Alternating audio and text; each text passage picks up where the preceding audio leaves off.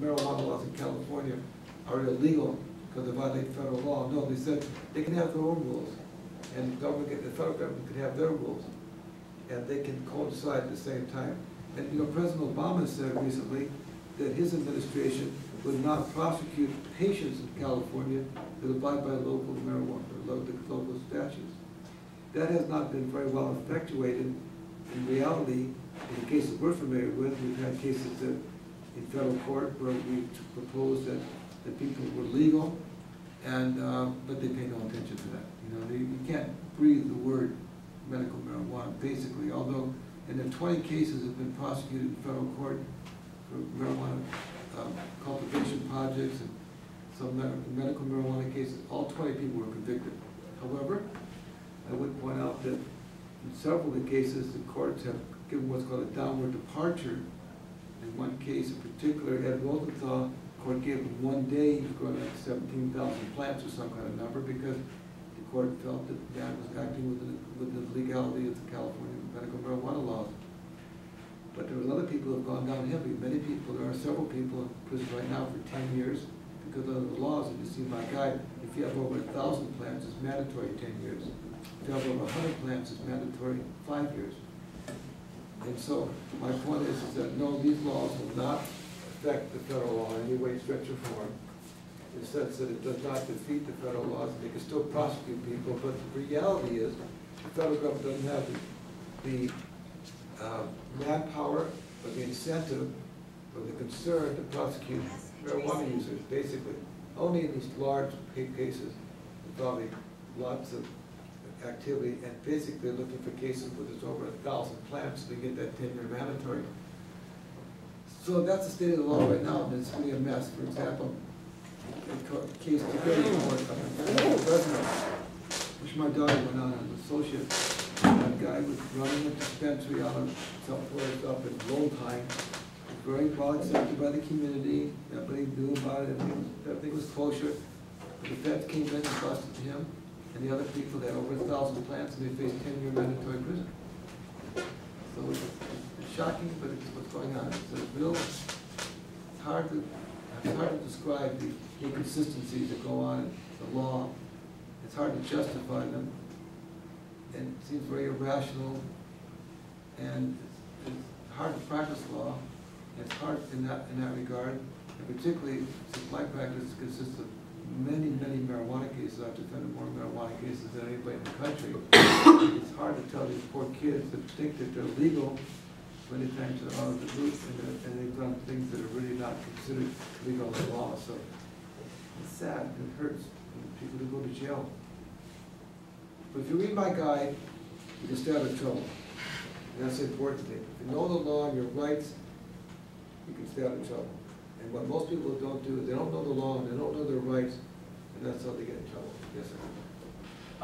What's the best thing we could do for the like the campaign to get that proposition passed? Like, is there like a legislative strategy yet? I mean, like, do they have like a plan for like going out to certain counties, like door knocking? Do they have any? Well, you know, I've been in touch with the people up there in the north, and I've been trying to get them to give me much input about what they expect. Okay. They haven't really done much. I offered my office, matter of fact, last month, last week, I think 2 weeks ago, supposed to have this party, fundraising party, kind of collapsed, okay? I called them today, for example, because I was going to speak to you. And I called several members of the so-called initiative movement. One called me back, said call somebody else, the other said call somebody else. So unfortunately, I don't see much groundswell of local grassroots efforts here. In my mind, I don't know when the date for getting registered. I think registering people is very important, and getting out to vote is very important, because it's an off year, meaning that it's not a presidential election year. So that means most people are not that excited about it. You understand? And the marijuana community, the activists, are equivocal about this particular law because it increased penalties, as I alluded to earlier. Comprende? So that's another problem. So there's a big groundswell. But the polls show that, and I have them here somewhere, that over 50% believe that legalizing marijuana for personal use is something they would vote for, so we'll have to see how it comes out in the wash. I don't know what's gonna happen here, and I'm also concerned of what's gonna happen. In this initiative, the same thing happened with the 3 strikes initiative, when we proposed to call the end of the 3rd strike to be, it had to be a violent felony instead of just any felony. It was cooking, man. We had 65% poll rating, no problem, we had a name and shade, until about 3 nights before, when Arnold Schwarzenegger came up with $2 million of his own money, put out a campaign on radio, and solicit people like Jerry Brown and other people like that to put out radio ads, putting scare tactics in everybody's mind. If they pass this law, there'd be hundreds of thousands of criminals on the streets, and it would be overrun with violent offenders, and just blew it out the water. Much of the pain and suffering of the families that are suffering with people in 3 strike cases where they're serving life sentences for a very minor crime. And I'll give you an example of one other minor crime, Mr. Heller, besides marijuana. One guy, he is an employer, and his employee was Hispanic, and his employee wasn't able to pass the driver's license exam at DMV. So he was fool enough to go down there himself and propose to be him and fill out the driving license. And he got convicted of a felony, went to jail for life for that. So I'll give you an example how tough it could be. Any questions? I just had a brief question of whether is it a simple majority that's needed for it to pass? Yeah, 50%, okay. yeah. Okay. What could happen? So what sort of constituencies do you see are going to be pretty vocal that's going to vote against the law? The cops, you know, it's the bread and butter of police. It's, you know, they make a lot of arrests, they get a lot of overtime. It's a segue to get into your home, into your car, into your life, because herb smells. So it's a great tool to open people's doors and do investigations, which I respect, but I don't respect the fact that they use this as an excuse for the fact that they can invade our privacies. There's a new case that just came down, though. I think it's People versus Huey, H-U-I, where the court held that just because they see people smoking herb inside of a house, smoking marijuana, I think that doesn't give them a justification to come in without a warrant. So that kind of changes the question of things. But I'm just saying that in general rules, they smell growing marijuana, they get a warrant for your house, and then whatever they find beyond that, it's up for grabs. And so the police department has always been very much akin to supporting the continued reefer madness when it comes to marijuana.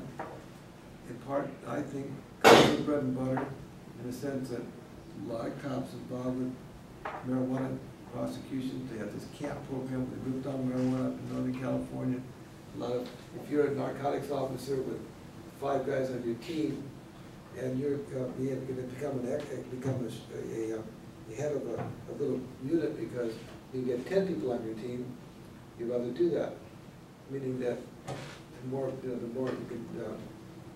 you can get people involved in prosecution of marijuana cases, the more you can justify their existence. And you know, marijuana laws passed after the prohibition laws on alcohol ended, and many people believe that that was just another way to change those people from knocking down stills to going out and finding marijuana users, which were then considered the apparent users were the Hispanic Americans and the black musicians.